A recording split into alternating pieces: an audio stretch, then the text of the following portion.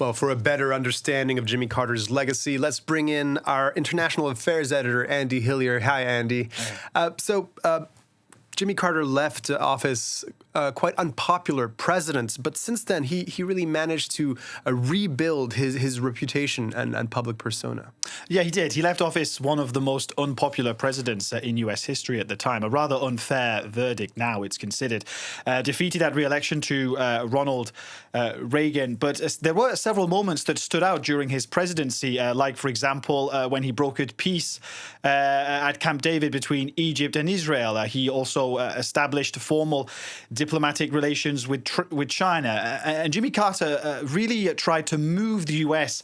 past the trauma and the shame, if you like, of the early 1970s, an era defined by Vietnam and Watergate.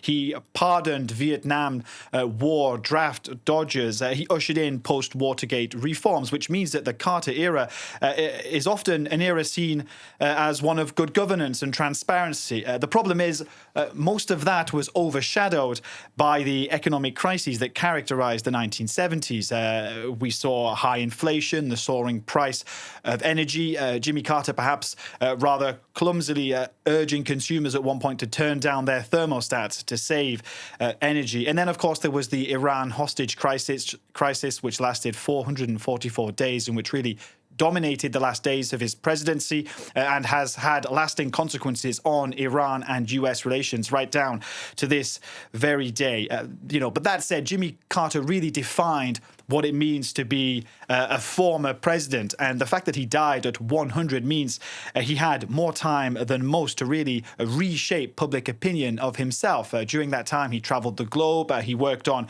human rights, conflict resolution, election monitoring. He founded the Carter Center in 1982, a non-profit designed to alleviate human suffering.